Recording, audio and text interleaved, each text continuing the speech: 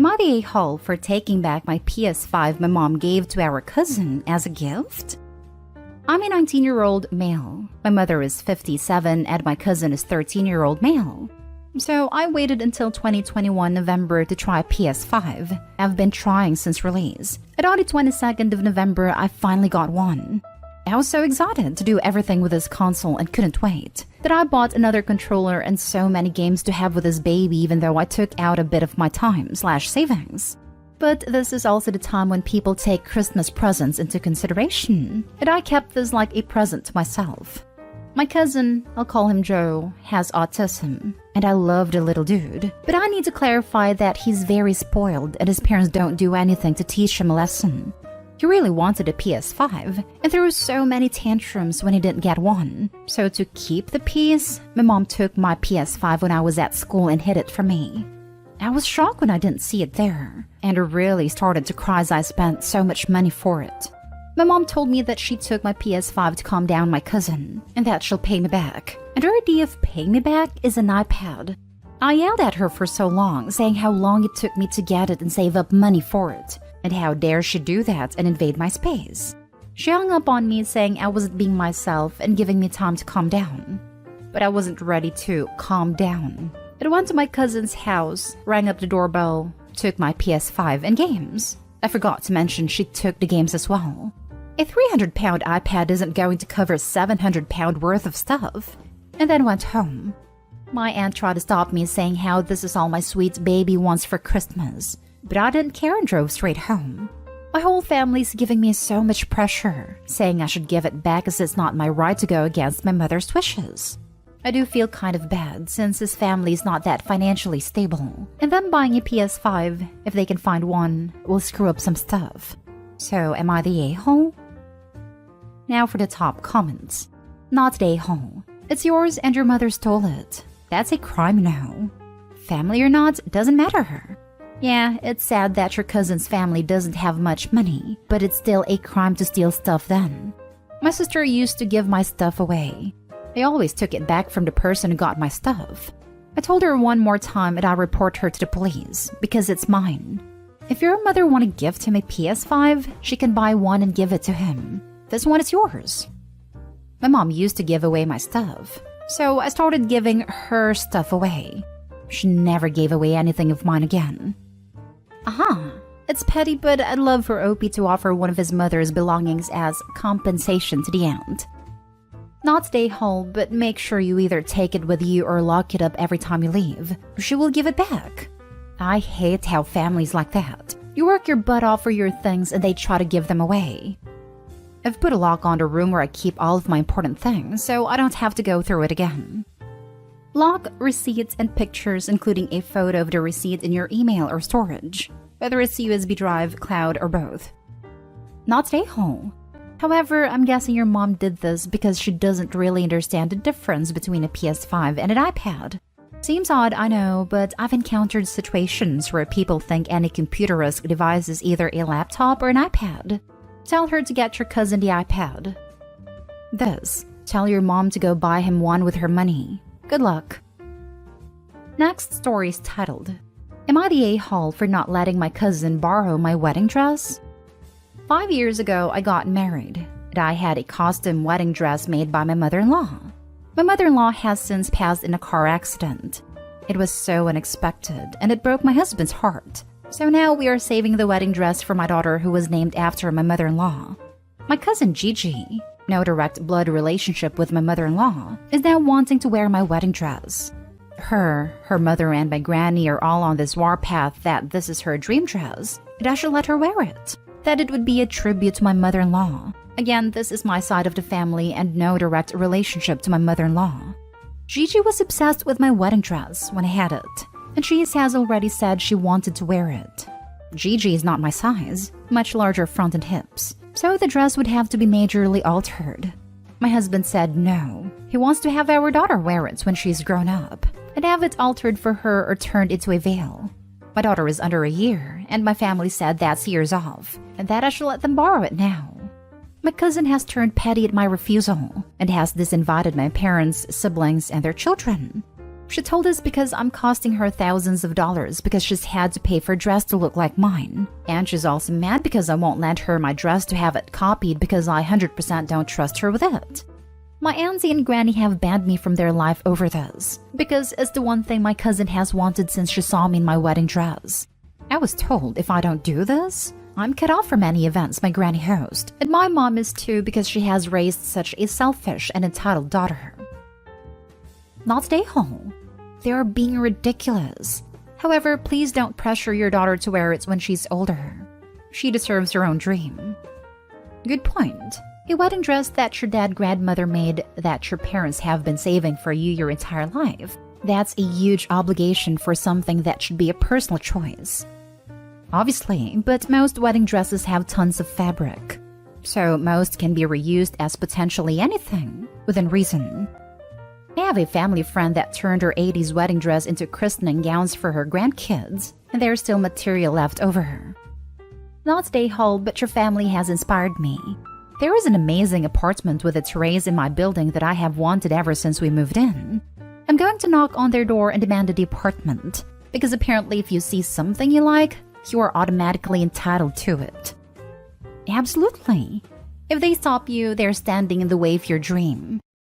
Or write off the entire side of the family, because they could all pressure Opie into doing something she said no to. What a psycho. He had a former sister-in-law that wrote off the entire side of her husband's family, a brother, side of the family over a comment one person, not immediate family, made to her, which she took as a rude comment. My mother never saw her grandchildren grow up. 12 years later, my brother finally divorced her. Completely toxic situation. And sadly, we don't really have a connection to the kids. Not stay home. She is only entitled to what she can afford. I would caution you to make sure you place your dress in a very secure place. You don't want them showing up to visit, only to later discover they stole your dress. Next story. Am I the a-hole for hiring a babysitter without asking and forwarding the bill to my brother? Plus a little update. I, 23 female, have a nephew and niece, 5 and 7 years old. My brother called last week and asked me to take them for 2 days as he and my sister-in-law had a doctor's appointment out of state. I agreed, but warned them that I can only watch the kids Monday and Tuesday.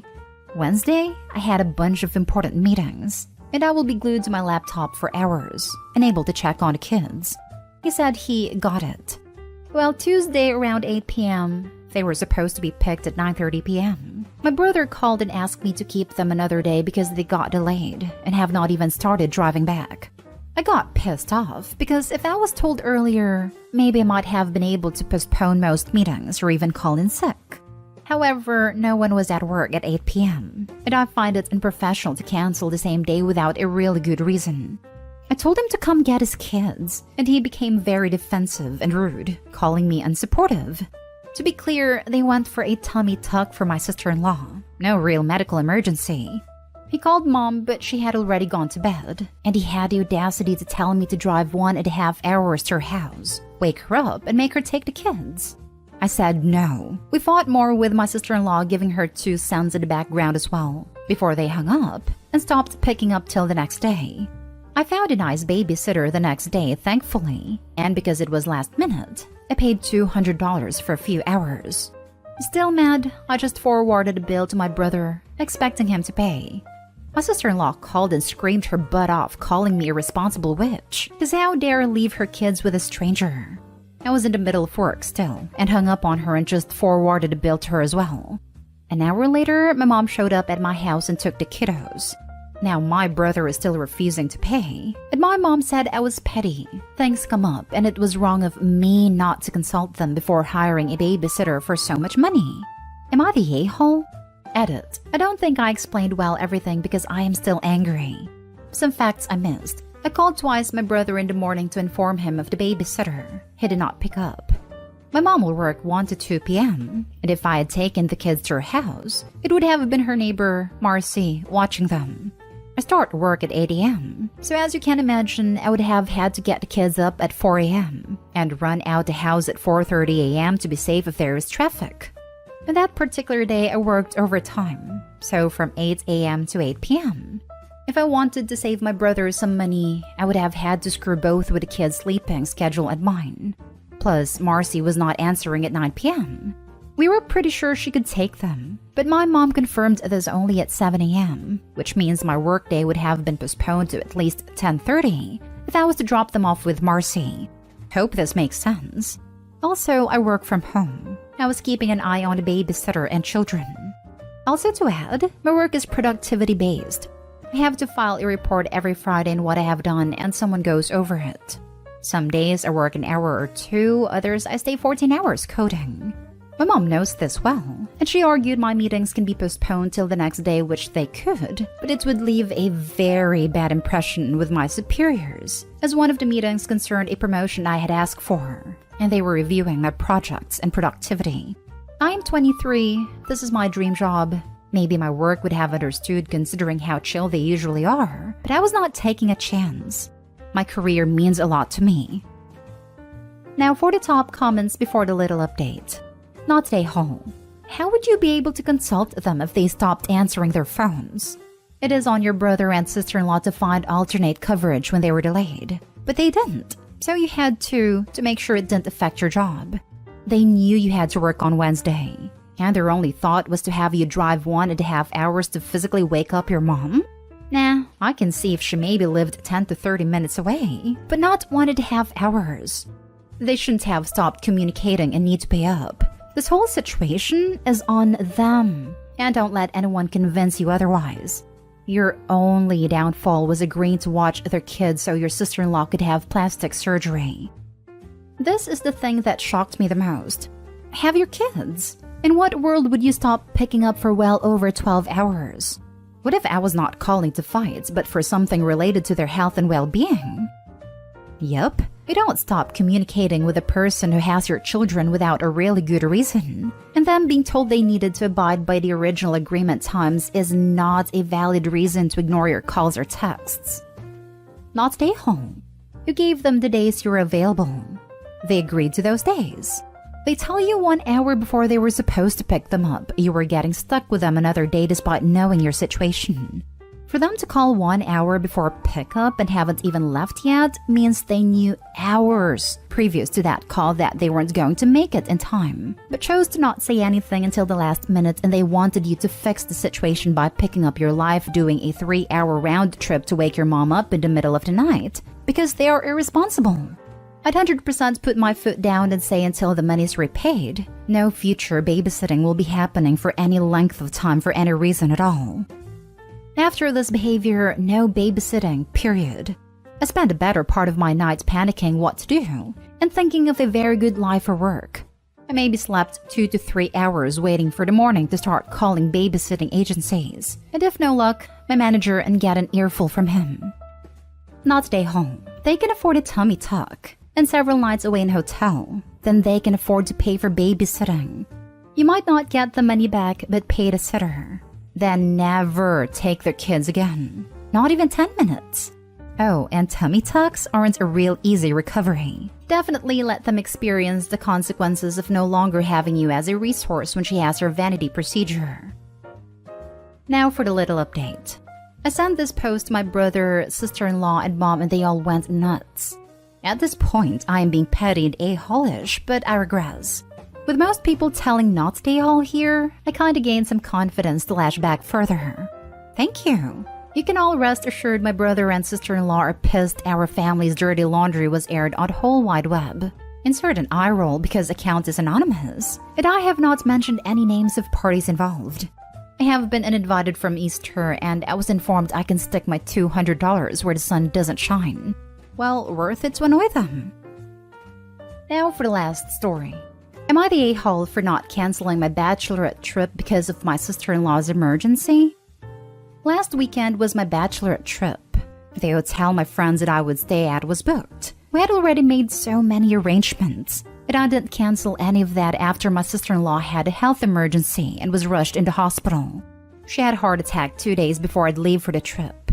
For context, my sister-in-law and I have always had a very bad relationship because she has been racist towards me. She has insulted my 6-year-old son whom I have from another marriage, She has urged her kids to bully my son, and she claims that if her and my fiance's mother was still alive, she'd make sure I'd never get married to my fiance.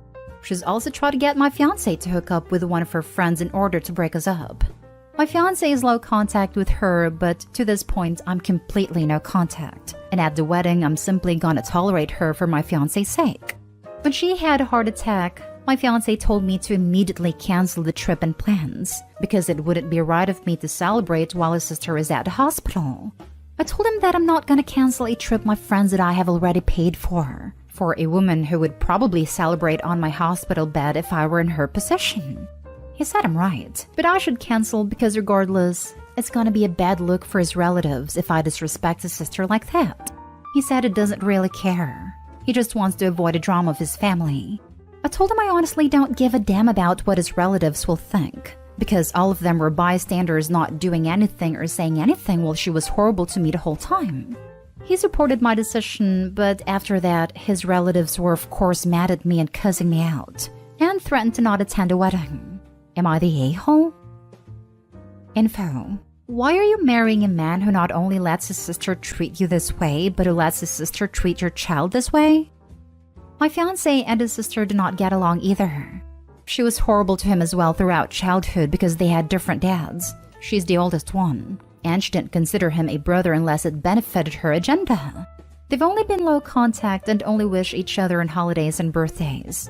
He wasn't even 100% certain he wanted her at the wedding, but invited her in order to avoid drama with the rest of the relatives. He didn't care about me going on the trip. He only cared about not causing drama with the rest of his family. Has fought with her many times over her actions. Okay, that's good to hear. I still think you're not the a-hole, but I wasn't sure about him. I can't blame him for not wanting drama with the extended family, but if they know how she treats you, then they shouldn't fault you either. And like you say, they're all to blame for not defending you to her. I mean, there is peacekeeper, then there is pushover. There are times to keep the peace, but having someone being racist towards your fiancé and encouraging the bullying of your future stepchild is not it. I would blow up any relationships I had to get that kind of person out of my life personally. Your fiancé is avoiding conflict at your expense. The only people his appeasement policy helps are himself and his racist sister. Not stay home. Sounds like it worked out if the toxic relatives won't attend a wedding. Yep, go and enjoy yourself. If any relatives want to miss the wedding over this, good riddance. Am I the a-hole for ghosting my fiancé after she called the police on me and lied? I just need a place to vent about what happened recently and to seek advice on how to move forward. Me, 28 male, and my fiancé, 25 female, got engaged 2 weeks ago. We've been together for 5 years now. 3 weeks ago, I came home from work exhausted. When I came home, I saw her and her friend Mike sitting at the dining table. I went over to my girlfriend, kissed her on the cheek, and dapped up Mike. I didn't really think too much about him being there since I know him really well and he's known my girlfriend since they were little kids. I just asked him if he wanted a beer or something, but he refused, stating that he was here to talk to me. I was confused at first, but when I looked at their serious expressions, I knew it was something serious. I grabbed a beer from the fridge and sat at a table as well. They started talking about how close me and Mike were getting over the last few years and stuff. I just sat there flabbergasted. I didn't understand what they were trying to get at. I think me and Mike were sort of social buddies. If we were both attending the same social gathering, of course I'd hang out with him. But I never really hung out with him alone or made separate plans with him. I just told them to stop rambling and to get to the point. I was exhausted and really didn't want to beat around the bush any longer. My girlfriend asked me if it was okay if Mike could stay over for a few weeks since he recently got fired and evicted from his place. I told him of course he could stay, as long as he didn't make a mess and contributed to the household like taking out the trash, etc. He got up and gave me a tight hug and thanked me. Little did I know, this man was a filthy alcoholic. The first week things weren't that bad. He just kept to himself, did the chores I asked of him, and it was fun having someone in the house to watch basketball with. After that first week, things took a massive turn. I started seeing empty beer cans everywhere, his dirty socks stuffed into our couch and stuff. I confronted him about it, but he just apologized and told me it won't happen again. I told my fiance, but she told me to cut him some slack since he was going through a tough time and he would get better. It only got worse. I started seeing dried up vomit in our toilet seat, and that's when I suspected he was an alcoholic. I started seeing empty bottles of rum, whiskey, and vodka everywhere. I kept mentioning it to him, but he always gave the same response as before. My fiance couldn't care less either, and that ticked me off even more. 5 days ago, I came home from work and my apartment reeked of alcohol. I just lost it. I stormed up to the guest room and found him drinking beer on the bed. I just went off on him. My girlfriend came over and tried to calm it down, but I didn't budge. I told him he has 2 days to clean my apartment and to get out. Otherwise, I was going to call the cops on him. I guess he didn't like what I said one bit. He just got off the bed and charged at me. All I remember is him ramming me into the wall behind me and me hitting my head against a sharp object. The next thing I know, I see an officer pointing a flashlight at my face. I asked him where Mike was, and he told me he was in a safe place where I couldn't hurt him. He and another cop grabbed me off the floor and dragged me outside. I saw my girlfriend and Mike talking to a cop. At this point, I'm fading in and out of consciousness.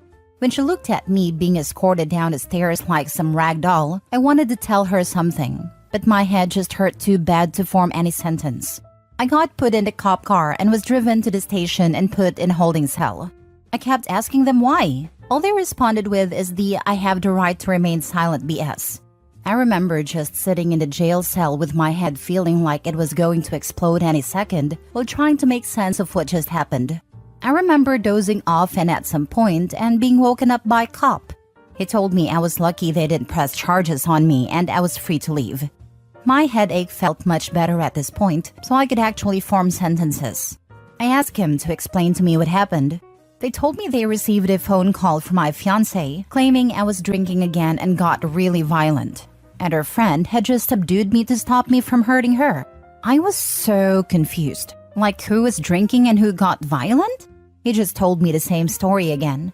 I was beyond mad at this point. As soon as I got my phone back, I texted my dad to come pick me up and to drive me to my apartment. He tried to pose questions as to why I spent the night in jail, and I just told him to drive me home. I'll explain later. Once there, I just stormed upstairs to see if my front door was unlocked, and to my surprise, it was. Mike and my now ex-fiancé was sitting on a couch.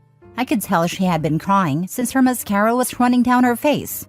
She jumped up and tried to hug me, but I just pushed her off me and told her to get the heck out of my apartment. She tried begging and pleading, but I told her to shut it and to pack few essentials and to get out. She left after begging a bit more.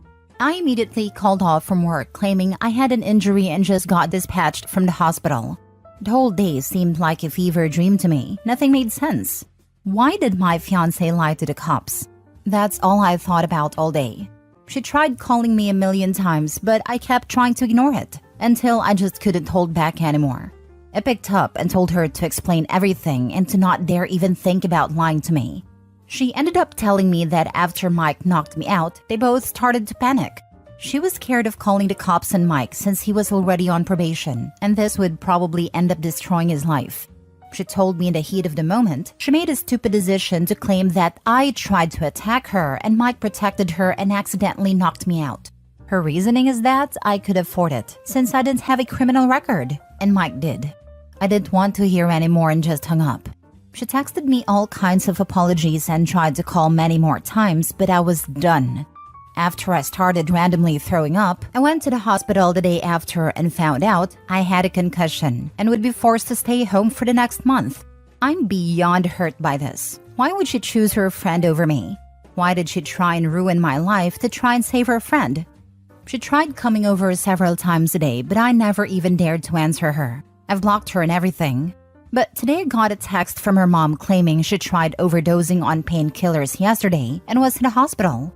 All she wanted was to see me again. This has made me sort of regret ignoring her. I haven't responded to her mom or anyone for a fact.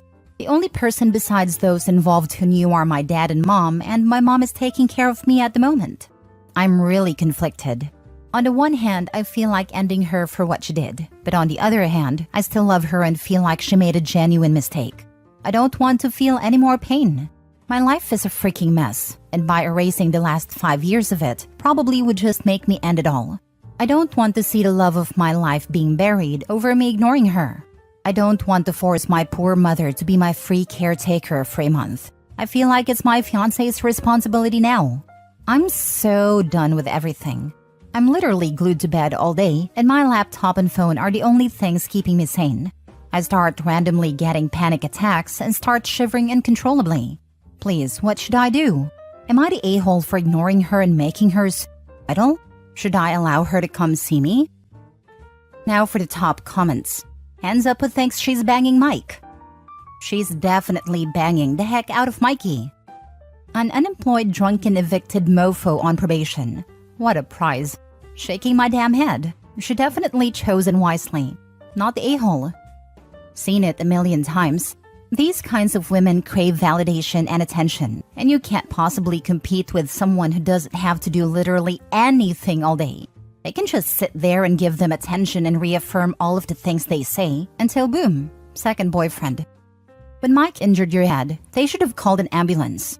By delaying your medical care and then delaying it further by lying to the cops and sending you to jail, they could have ended your life. And your month-long bed rest could be a result of you not getting immediate medical care. Head injuries are no joke.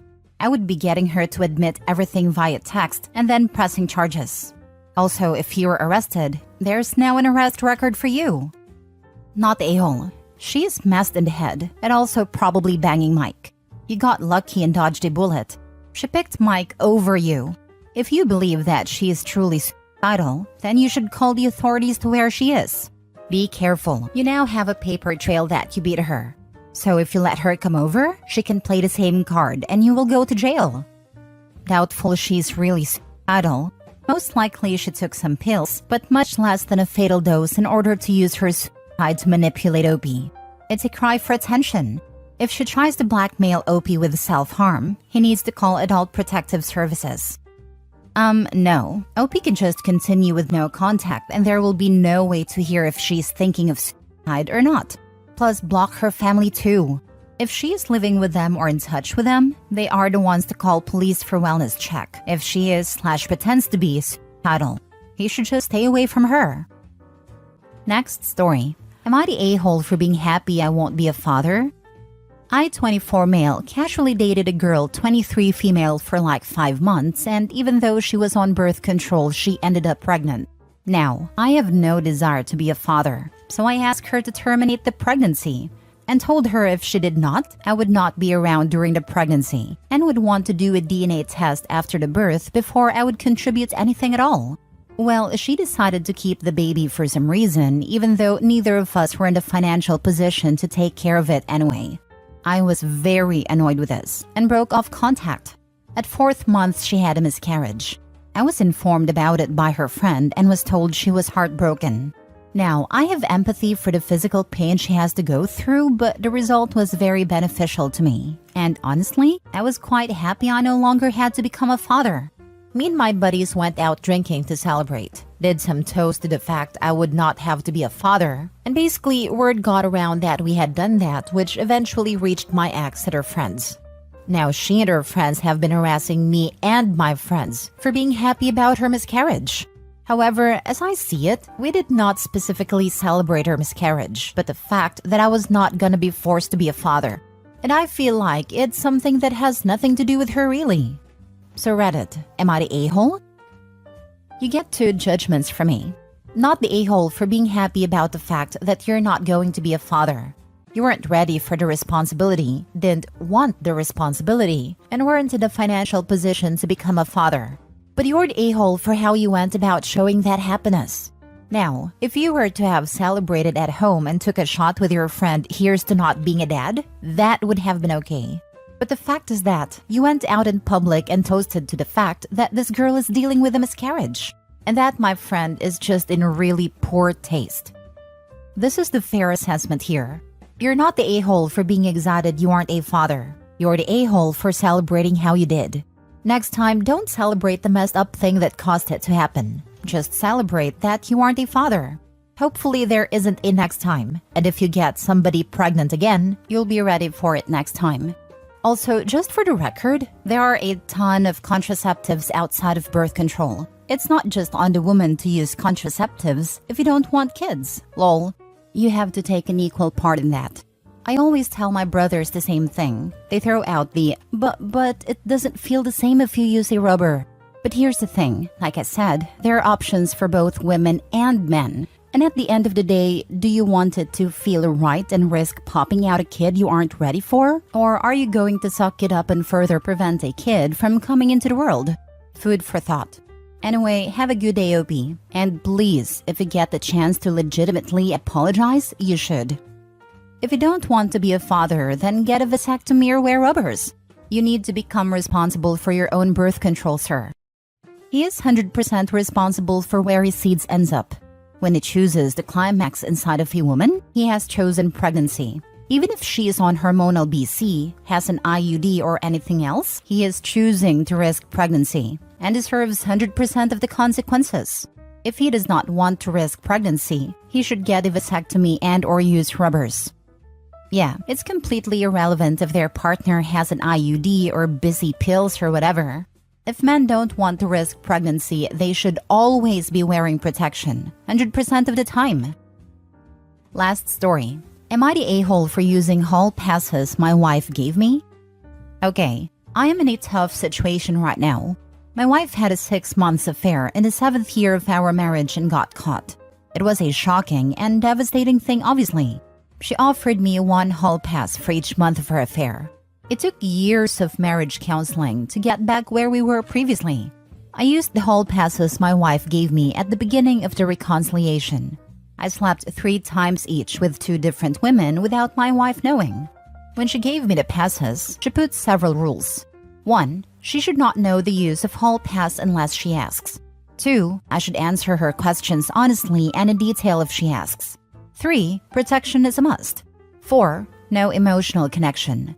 I obeyed all these rules, and I'm going to be very honest here. It helped me subside the resentment I had towards her. That is just how getting even feels, I guess. Not that it's a great thing, but it's a fact. It has been 5 years since everything, and we were doing great. Last week, she decided to ask me about the hall passes out of nowhere. I was honest with her as she asked. I answered every question she asked. Maybe I shouldn't have been honest thinking now. She does not even look me in the eyes now and in a depressive state. I know this calls for another marriage counseling for us and maybe individual counseling too. I did not even remember the hall passes in women before she asked, but I feel like crap now. Was I the a-hole? Now for the comments. She cheated so you felt like crap. She felt crap and said something that would resolve her guilt and would make you feel like you got one back on her. You have gone and had a good bang. And she now feels horrible, like how you felt. So 2 people feel crap now. Surprise, surprise. Why am I laughing? She got what she gave you. I mean, she didn't even. He slept with 2 people with her permission and all within the rules she set out. She cheated on him for 6 entire months. Yeah, I was going to say, she cheated fully, emotionally and physically, and much more than 6 times. Letting him sleep with different people 6 times isn't even close to getting even. If he wanted that, he should have had a full-blown 6-month affair. What would that have even accomplished? If he wanted to get even, he should have divorced her. Marriage isn't something you keep score in for the behavior. Not the a-hole. This is why you don't ask questions you don't want answers to. Up until now, the hall passes were hypothetical. If things improved to the point of being great between the 2 of you, she might have had hoped that you never used them. But she asked, and you were honest. She can no longer pretend you haven't been with someone else. These are the consequences of her actions. She needs to come to terms with the fact that she started this. She cheated. She offered you hall passes. She could have walked away years ago after cheating. She chose to stay. I guarantee you, she wasn't thinking it would hurt this much when she made the offer.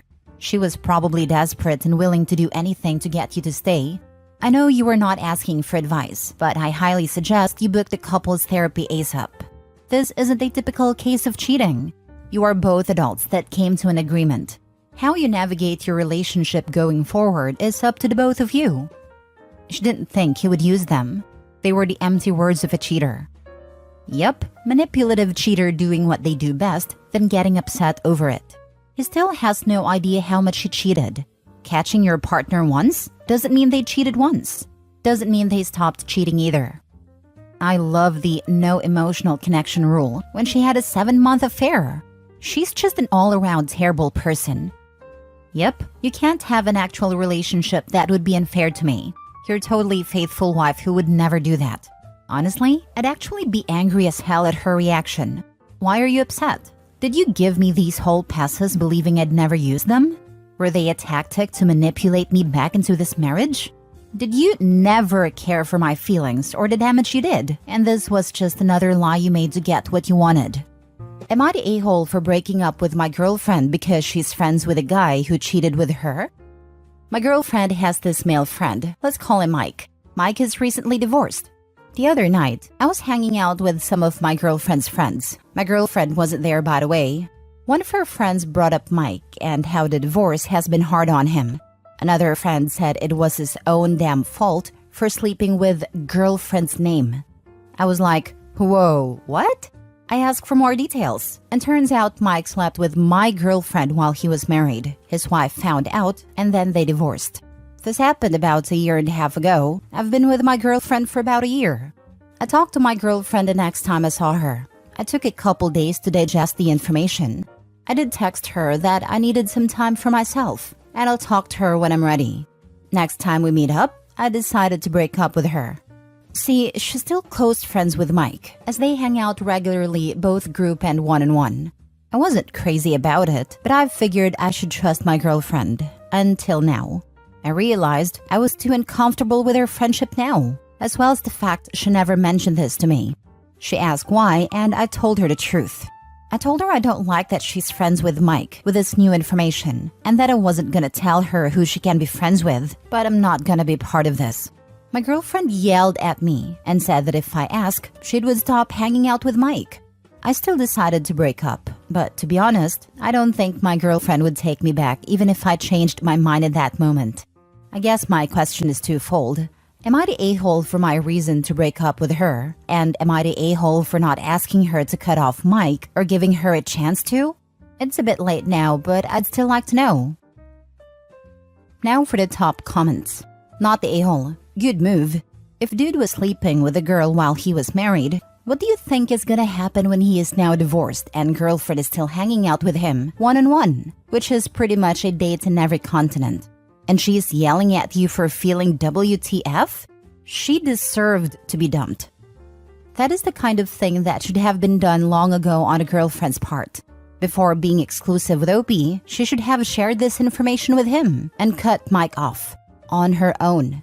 The fact that she not only helped him cheat on his wife, it was an active reason for the marriage crumbling, coupled with how she still continues to hang out with him one-on-one, is more than enough reason to break up and never look back. Her morals are not in the right place. That's a very bad quality in a potential partner. This right here.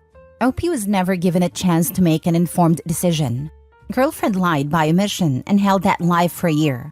Any reasonable person would have liked to have known the information she withheld, especially since she never ended the relationship and even indulged in one-on-one dates. OP is definitely not the a-hole. The timeline is pretty telling too. Ex-girlfriend gets caught cheating with Mike 1.5 years ago. Mike gets divorced, ex-girlfriend gets boyfriend. 10-1 that Mike and ex-girlfriend gets together within a couple months, and OP was being used as a buffer boyfriend so that ex-girlfriend doesn't look like a homewrecker. I think you're right, outside of the fact that everyone already knows she's a homewrecker. Nothing she does can erase that label, cutting Mike off included. I can promise you right now, if you have began with, I know what you did with Mike. If you want this relationship to work, you need to cut him loose. Should have had a hissy fit and said you're controlling and insecure. You took that whole conversation out of the equation and dropped her. Hence, her insistence that should have dropped him as a friend if you ask. You dodged a bullet, my friend. This woman is a low-class woman. The fact that she was willing to sleep with a married man is ample evidence that she'd do the same to you as well. Yeah, OP, you were extremely cruel to her. You just not only dumped her, but took away from her the joy of calling, maybe screaming at you, as controlling and insecure. Also, you destroyed her opportunity to lecture you about how you don't have the right to ask about her past or learn her body count, even if one of these bodies was a married man who she's still friends with and go in dates with him. How dare you? Wow, what a cruel and awful male you are. Next story. Am I the a-hole for immediately dumping my girlfriend because she lied? So, a bit of context. I, male 24, had been dating my now ex-female 21, who will be referred to as Kate, for roughly 1.5 years up to this point a few days ago. Having dealt with getting cheated on in high school, I made it very clear to her that I tolerate no level of cheating, and any which case would immediately end our relationship. She stays out of state for me, but not terribly far at only 45 minutes drive between us, so we see each other every other week as we both work and I'm in college. She informed me a few weeks prior that she had a friend coming into town and that he wanted some weed, but they're a medical-only state, while I'm in a recreational state. So in turn, I give her some pre-rolls to give to him once he gets into town. Now at this point, I have no sense of mistrust in Kate at all. She told a get down about how they were gonna link for a gym session and he'd grab the joints, and that'd be it. I haven't bothered to ask for his name, what he looks like, etc. All I knew is that they went to high school together, they hadn't seen each other in a couple years, and he was coming into town to visit family at no exact date. Now to what happened. A few days ago, I was getting plans ready for a date we had set up the next day. Kate told me she had to work this day, so I was tasked with all the planning. I was texting Kate about it, trying to set up time frames of when she'd be here, where to eat, etc. This is when I noticed her Snapchat location was turned off. This is concerning because she's never had it off, and we share each other's locations at all given times. I ask her what's the deal, and she says she turned it off for safety concerns since she didn't want everyone seeing it all the time anymore. This confused me, since she can choose to just share it with me alone. I just pushed it aside as me being paranoid until she didn't respond back to my texts for 2 hours. Now for most, this wouldn't raise any concern as she is at work, she could be busy, etc. But she works at a small food spot and they have never been busy enough to the point she doesn't respond for 2 hours. And she had always been telling me about how they don't have a lot of business. Fast forward another hour as I was leaving a workout sesh, I see that she still hadn't replied. I don't know how, but I get a sinking gut feeling that something's off. There's too many red flags to ignore, so I make a decision to take the 45-minute drive all the way to her job. When I get there, I don't see her car outside. I can't write it off yet as she's gotten sent home early before due to slow business, so I drive to her house. She's not there either. Now I'm alarmed. To be sure, I drive all the way back to her job and walk inside to ask one of the staff working up front if Kate had been into work today. They say no. At this point, I'm mad, and I let it get the best of me.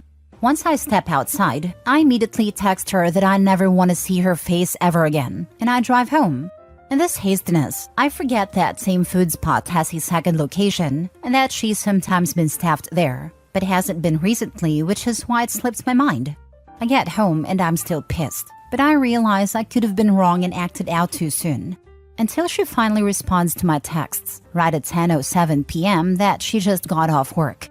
This added to my level of suspicion because the main location I've visited that she works at closes at 10 p.m., but the second location closes at 9. She's asking what I meant by the last text and called me once, which I declined. At this point, I still needed to close all doors to be sure of myself, so I decided to call her back. I'm under the impression that she doesn't know I stopped by her job, so I keep it that way. I ask her why she has not been responding to me, and she gives me a comical excuse about how her boss got mad at her coworker for being on their phone, so he told them they couldn't use their phones on shift anymore. I knew this was a BS excuse, but I needed to catch her slip up, so I trail it to a normal conversation about her day, until she slips up and says that she'd only been working at the main store this whole pay period. And that sealed it. I caught her in a lie and finally decided to ask her the real questions, which went like this. Me: so Kate, so where were you actually at all day? Kate: what do you mean? I was at work all day. Me: I drove to your job and you weren't there. Again: where were you actually at? Kate: I was in the back kitchen with the cooks. Me: I asked your coworker and they said you didn't work today. So where were you actually at all day? Kate, silence. And I hung up after about 10 seconds of silence. That was it. I had emotionally checked out at that point and was no longer interested in what she had to say. She tried to call me and texted me saying to let her explain, and she said that yes, she had been hanging out with her friend all day, but nothing happened. She said that they had gone to the gym, gotten some lunch, and then decided to get a motel room to smoke some of the joints because his family didn't like him smoking weed, and they didn't want to smoke in their cars either. I didn't want to hear any of it. She had lied to me 5 times already, and I gave her every opportunity to tell me the truth. She lied and expects me to believe anything else she has to say? Yeah, I'm good on that. Her friend even decided to text me trying to explain it and wanted to apologize about trying to do me like that. This just ticks me off even more, like, oh, so you both knew and were trying to play me like a fool. He's trying to convince me about how much she cares about me, trying to have a man-to-man discussion. Meanwhile, Kate is trying to talk about how much she's afraid to lose me and stuff. I told Kate that I didn't want to hear any of it anymore and that I want to just end it right there and now. Told her I wouldn't even badmouth her to our mutual friends or anything, but that I never wanted to see her again. And that's that. She's not tried to contact me any further since that night, and neither has her friend. She took down our couple's photos on all her social media, and so now I've had some of our mutuals come through trying to convince me to talk to her and work things out, but I've shut them all down. They keep saying that I don't know for certain if Kate and her friend actually did anything. Which is true, but in my mind, lying to your significant other about being at work to spend a day with someone they know next to nothing about is cheating. Am I the a-hole for overreacting? Now for the top comments. Not the a-hole, no overreaction here, and you should be proud in how you handled it. Well said. It is irrelevant if something happened between her and her friend or not. If nothing happened and she can lie that much about nothing, how much would she lie about something? Opie made a smart choice to let someone else find the answer to this question. She slept with her friend. No one rents a smoking room at a motel just to smoke joints, especially when it's not recreational in their state. And I'm sure motels would prefer you to not smoke in the motel room. Not the a-hole. I have never in my life heard of people renting a motel room to smoke a joint. Lol. Exactly what I said, but I was so over her I didn't bother to call her out or anything. Yeah, just move on. Stay focused on school and such. Women come and go, no big deal at this age. Not the a-hole. She cheated, bro. A dabble in funky lettuce. No one rents a freaking motel room to get high. Plus, what's worse is she got Opie to provide us smokes. I like to think I'm not that insecure, but if my girlfriend asked me to provide pre-rolls so she can smoke them with an old male friend in a motel room, I just laugh. Not the a-hole. She knew she was doing wrong, so she lied. If she was on the up and up, there'd have been no reason to lie. Now it seems like she's trying to truth trickle you, my guy. You trusted her until she gave you a reason not to. That's all anyone can ask. You made it clear where your boundaries were, and she started playing games real fast. You can do better. Keep your stick on the ice. Last story. Am I the a-hole for telling my wife I don't give a damn how she drives when it's just her and her kids in the car, but if me or our kids are in it, she must be safe? My wife had 2 kids before we got married, and they have an actively involved father. We have had 2 children of our own. My wife is a terrible driver, but she refuses to acknowledge this. She has been in multiple accidents and even had her license suspended. Not for a DUI or anything, just because she's an awful driver. She will do stuff like reach into the back seat to deal with a kid, rather than either pull over or let me or one of the older kids deal with it. She got T-boned in August last year because she took her foot off the brake at a red light to pick up my son's soother that had fallen out. She didn't put the car in park. Thankfully, only she was injured. All 4 kids were in the car. I have had it. I told her that she is welcome to endanger herself and her kids, but that if I'm in the car or if our children are in the car, she will keep her eyes on the road and her hands on the steering wheel. She's finally at the point in her rehab where she can drive again. I reminded her of what I said. I told her that I loved her. I said that her older kids were important to me and that I love them too. But I told her that if she ever decided to do stupid stuff while driving, our relationship would be over. And I would make it part of our divorce that she not be allowed to drive with my kids in the car. She started crying and said she didn't do it on purpose. I asked her how exactly she took her hands off the wheel, took off her seatbelt, took her foot off the brake, and turned around to pick up the soother by accident. She said that I'm treating her like an idiot. I don't think I am. My children have to be safe. Before you ask, I try and do as much of the driving as I possibly can. I have stopped drinking when we go out. I traded in my car that I loved for an SUV, so there is room for all of us. I offered to pay for Uber, so she didn't have to drive if I wasn't available. She actually likes driving. Her ex and her parents are on my side. He also told her that if she ever thinks about endangering his kids, he would either go for full custody or ask that she be barred from driving with his kids in the car. Her parents have threatened to stop helping her pay her stupid high insurance premiums. She thinks we are being unfair because she loves her kids and would never intentionally harm them. She just loses concentration when one of the kids needs something and doesn't think to ask for help. She said that I'm treating her like an idiot. Well, what did she expect? She is behaving like an idiot, to be honest.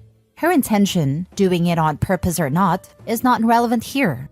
She shouldn't be driving at all, since she's putting other people at risk. But clearly she shouldn't drive the children. That is the least you can demand. There comes a point where intentionality as a concept sort of breaks down. Maybe she is having the subjective experience of not feeling like she's doing it on purpose, I don't know. But she has been presented with such an overwhelming amount of evidence and testimony from her own family that her actions are endangering herself and her kids, that any reasonable person, and plenty of unreasonable ones, would have gotten the message. If she doesn't believe it, that's on her. In a way, it's actually worse. If a person is so deeply delusional that this degree of evidence is available and she still doesn't feel at fault, she's just straight up dangerous, and probably in way more scenarios than just this one. How far gone do you have to be to not see that your actions are causing this? What else in your life are you this delusional about? My aunt was like this, very nice but oblivious to anything around her. She did not teach her kids to stop and think. One of my cousins died young from something avoidable if he had been taught. OP's wife is careless in other ways most likely. It's a matter of time until someone gets hurt. Intentional or not, her actions are selfish. You're treating her like an idiot because, now hear me out here, she is an idiot. What mature responsible adult pulls that crap while driving? If losing her license and being in multiple accidents wasn't enough to show her that she has a serious problem, I doubt your threat will either. Every time she does one of those stupid actions, she is intentionally harming her kids, or potentially harming them. She could have fixed this long ago. She's just too lazy and in denial to do anything about it. You and her ex should both put your foot down. No more driving unless she's the only person in the car. Period. No exceptions. Any breach of that agreement will be grounds for leaving. By giving her more chances, you are continuing to endanger your kids. Not the a-hole, but don't let this slide. Came here to say this. OP is trying to be too nice. She needs to understand she has been an idiot. Am I the a-hole for showing my daughter the text her fiance sent me? I'm a widower with 2 children, 23-year-old biological daughter and 17-year-old stepson, Adam. My late wife passed away 2 years ago, leaving me to care for Adam, disabled, wheelchair-bound. His sister loves him, and she always visits and checks in on him. Her fiancé Mike and I don't get along because of how he behaves around us. Unlike us, Mike comes from a prosperous family, and they always tend to show off what they have. Mike treats my daughter well, but acts as if me and my family were less than. He doesn't eat nor drink anything at my house. He and his mom make comments about our living space and constantly brag about what his family got. My daughter was visiting and said she wanted me and her brother be at the wedding to share her day. The day I received the invitation, Mike called and expressed how he and his family weren't thinking Adam's presence at his sister's wedding was necessary. He went on about his family's upper-class guests and how Adam's presence would feel out of place, and suggested I come alone. I told him my daughter said she wanted Adam there, but he kept coming up with suggestions till we started arguing. I checked with my daughter to clear any misunderstanding, and Mike then said Adam could come. I then got text from him talking about how it's his wedding, so I needed to stop sticking my nose where it doesn't belong. He mentioned my son isn't technically family anyway, so it wouldn't matter if he's uninvited. Claiming I was trying to be mean on purpose to make it hard because I don't like him. He finished by saying that this is my fair warning, and that if I choose to make my son's presence at the wedding my hill to die on, then I just sign away any rights to any future grandchildren he and my daughter will have. That was it. He kept calling, but I blocked him. I invited my daughter to my home to tell her I won't attend if my son won't. She asked what happened. I showed her the text Mike sent me, and she was shocked. Said nothing, just took a picture of it and left. My sisters came the next day, saying the wedding was off after a huge argument between Mike and my daughter because of me. Argued that I created this problem when I showed my daughter the text, and I could have respected the groom's rules since it's his wedding. But I was being controlling, not wanting my daughter to be happy. Went on about Mike being high class, a man with a salary, his own house and car. More relatives were saying they would have had someone watch Adam if this was the issue. But it wasn't. Then they claimed it was because of my resentment towards Mike. Now for the top comments. Not a-hole. You saved your daughter from getting married to an ableist bigot.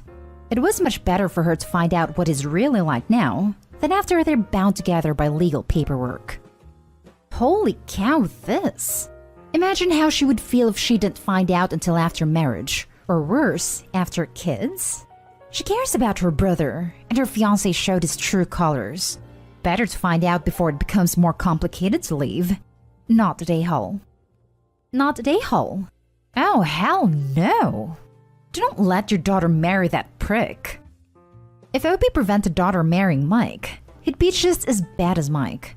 Hopefully he stays true to her word now that she's realized what a scummy, controlling snob he is. Not a-hole. The wedding is not off because of you. It's off because of Mike's snobbishness and ableism. You know the old thing about how you can tell a person's true self by their treatment of waitstaff and cashiers? It applies equally well here. Your daughter deserved to know what her fiancé was saying. She might not be happy right now, but your daughter dodged a bullet. You're the one who yelled at her to duck. Not a-hole. The wedding is off because your daughter realized that if her fiancé was willing to treat her brother this way, then he wasn't the type of man she wanted to spend her life with. Tell your gold-digging sisters that Mike is now single. They can chase after him if these assets are so important. But you have a family that cares for each other, and that's all you need. Now for the next story. Am I the a-hole for rudely telling my husband I decide who is in the delivery room? So for context, I, 28 female, am currently pregnant with my partner, 31 male, and am a first-time mom. My hospital recently changed their policy and are now allowing 2 support people in the delivery room. My mother-in-law made comments early on that she wanted to be there for the birth, and this woman is not subtle. At the time, I felt protected by COVID protocols, but set that expectation straight. I explicitly stated that anytime I give birth, it will be a private medical experience that only includes my husband and medical team. I thought that it was clear it wasn't a debate, because it's my body and I have the autonomy to decide who sees it in any context. Additionally, I do not have a good relationship with my mother-in-law. She just recently started initiating positive interactions after years of me trying, and it's absolutely because she's an "it's my grandbaby" person. Recently, my husband told me we needed to have a discussion. He starts off by saying he mentioned the support person protocol change to his mother. I tried not to react, but immediately I blurted out asking why he would do that. He goes on to say he knows his mother really wants to be in the room to see the baby's first breath. I replied logically, if your mom sees their first breath, she will also see me pushing and will be looking down at my canal. I actually had to explain why I refused to give birth in front of his mother. I then told him that there are only 2 priorities in the delivery room, and neither of them are his mother or her feelings. The discussion continued back and forth. Finally, I started crying. I told him that the labor and birth will be the most painful and vulnerable experience of my life, and that I need him to protect me. I told him that anyone who refuses to protect their pregnant partner failed them, and it's just dead weight in the delivery room. My husband told me I'm rude, other negative things too, left our apartment, and when he came back, he wasn't speaking to me. This is where I think I could be the a-hole. I told him giving me the silent treatment, because I won't let his mother spectate at my most intimate area rips open, was very immature. It made me worry if he has the emotional intelligence to support me in the delivery room. I think my husband took my hint, but I didn't explicitly say that I can decide he won't be allowed in there either. I will say I would be devastated if I had to do that, and never thought this would ever be a problem during my pregnancy. So, am I the a-hole? Info. I did cuss when talking about freaking ripping, but that was it. I also wasn't yelling, but I was sobbing loudly enough during it that my neighbor next door knocked to check on me after I left. Edited for added info. I saw some questions. Sorry about not including this originally. I'm a mess currently. I have a mother and 2 sisters, both moms, who I love endlessly, but I didn't ask any of them to be in the delivery room because I only wanted my husband there. Also, I did not yell at my husband at any point during this interaction. I was sobbing. I didn't lose my cool. In fact, my husband's screaming was why my neighbor in the apartment next door heard and came and knocked after he left. She told me when I answered the door, I move slower these days, that she was so glad I answered because she was considering calling 911. Not Dayhall. Your husband pulled a moronic move going behind your back to let mother-in-law know she might be able to be in there. That, my dear, is fully 100% up to you.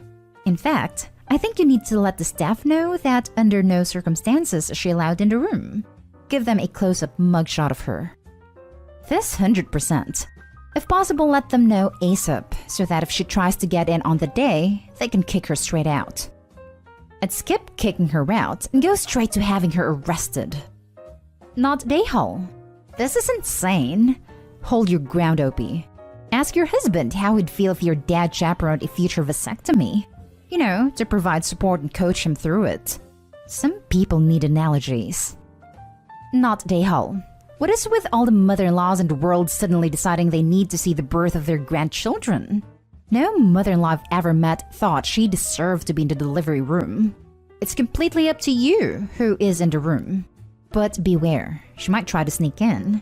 Make sure the hospital staff knows it's just you and your husband. Maybe have him watch a video of a live birth so he understands how absolutely vulnerable you will be in that moment. Thank you for the suggestion because I was thinking of this, but was worried I was being over the top. I told him I wanted him to watch a human birth when he brought this up. Now it's required because honestly, I don't want him in the room if he's so ignorant and uneducated on the process. Because then he really will just be deadweight and probably will cause me and the baby stress. Next story is titled, Am I the a-hole for finally telling my sister I asked to move in with my dad to get away from her? My sister Hannah, 26 female, is 2 years older than me, 24 female. Growing up with her was fine until she turned 10, and then her personality just switched. Everything was an argument. I have no idea if it was really triggered by her dad leaving the country, back to Honduras, or mental health issues. I never asked, because she never wanted to talk about it. While Hannah and I share a mom, we do not share fathers. Mom wasn't with either of our dads, romantically, for long. Now don't judge her for that, it is just how things were. My dad stuck around, wanted everything to do with me. Hannah's dad was around until he left, got married, and rarely called. I went through a lot of instability and told my dad how miserable I was. Mom couldn't focus on both of us. Sometimes my dad would pick me up and take me for a week. I would come back to my things ripped up, Hannah clinging to me, or her shouting at me that she hated me, wanted me to go away. My mom didn't know how to make it stop, and I seemed to be the target of Hannah's jealousy and emotional fits. So when my dad met stepmom, Judy, and they talked about moving to her hometown, Portland, I begged to come with them. At this point, I was living with them almost full-time. Most of my things were at their house because Hannah liked to just destroy my stuff for fun. Dad took me to school and I would see my mom on the weekends, but even that might be cut short. My mom agreed after I said it was for the best. I was already miserable, and she should focus all her time on Hannah. And it worked out. I had a family where I wasn't suddenly attacked for simply existing. And Hannah had all the attention she needed to have therapy and work on her problems. But I guess my mom told her that custody was awarded to my dad because he made more. Hannah was visiting me in Portland 2 years ago, and asked if I ever resented the courts for not letting us grow up together. I asked where she heard that. I then said, "I love you, Hannah, but I moved in with my dad because you treated me like crap." It recently came up that Hannah is back in therapy because she keeps remembering the comment I made and feels terrible about it. Am I the a-hole? Now for the comments. Not the a-hole. Look, your sister went through obvious mental problems and took them out on you. She was a confused and scared 10-year-old. I do not think she is a horrible person for that, and I love and commend the fact that you two have reconnected now that you are both adults. You are a star for seeing things how they are, not holding them against her. But that said, you are adults now. You are allowed to speak the truth, and you did it in a respectful manner. Her behavior impacted your life. Things got a lot better when we were in high school and college. Distance really helped. But she seems to misremember a lot of what happened when we were kids. My mom told her a lot of things differently that I feel happened. And I think she didn't realize I remembered the things she did and still kind of resented.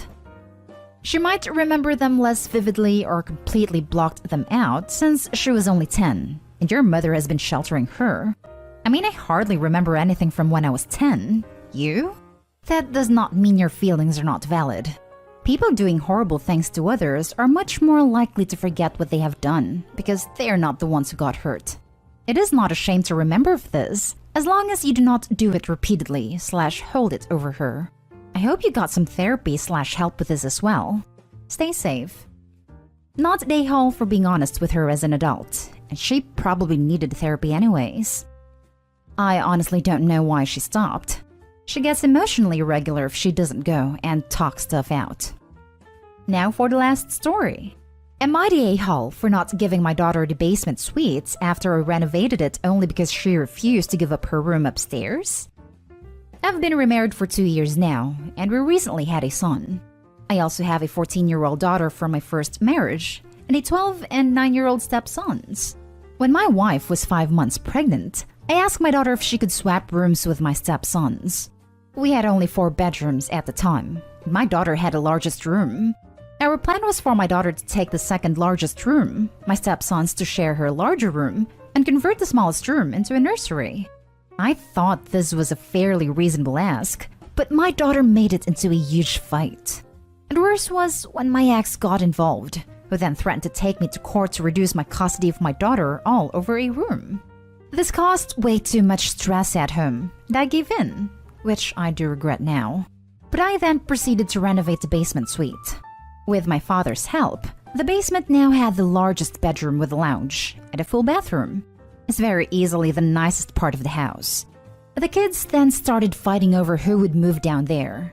And I very firmly told my daughter that I renovated it because she refused to give up her room. So my 12-year-old stepson gets to move down there. I don't know if it's just puberty, but my daughter has become extremely hostile and downright mean over this. She no longer comes over as much as before, citing the unfair room as the reason. My ex fully supports her. I have to wait 5 months before I can even fight this in court. At this point, I'm not even sure it's worth the legal cost because she'll be 15 in December and her opinion will count in the court.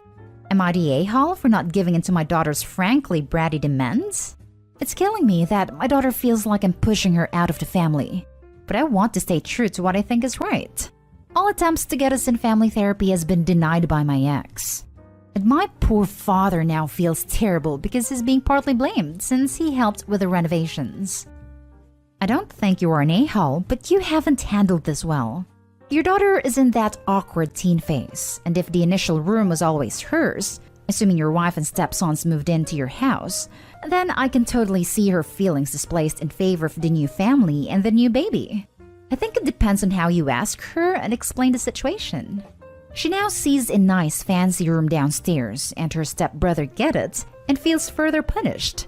Not saying she's right, and she's definitely acting bratty and entitled, but you might want to examine why your daughter feels so displaced when she visits / lives with you. Not the a-hole for this situation specifically. She literally got what she wanted though. They had to go a different course because she wasn't going to agree. So she kept what she wanted originally. She has no reason to feel punished or displaced. She's being enabled by her abusive mom. I've actively watched my sister go through some horrible custody crap, taking mistreatment from her son because her ex is brainwashing him to hate her, and she has to play nice for court purposes. She just moved to another state for a job opportunity and has a year to show that it's a good place for her son to be as well, / that she can support him there. And his dad is already turning it around that the courts are deeming her unfit to be a mom 100%, instead of realizing that she was his main provider for 13 years.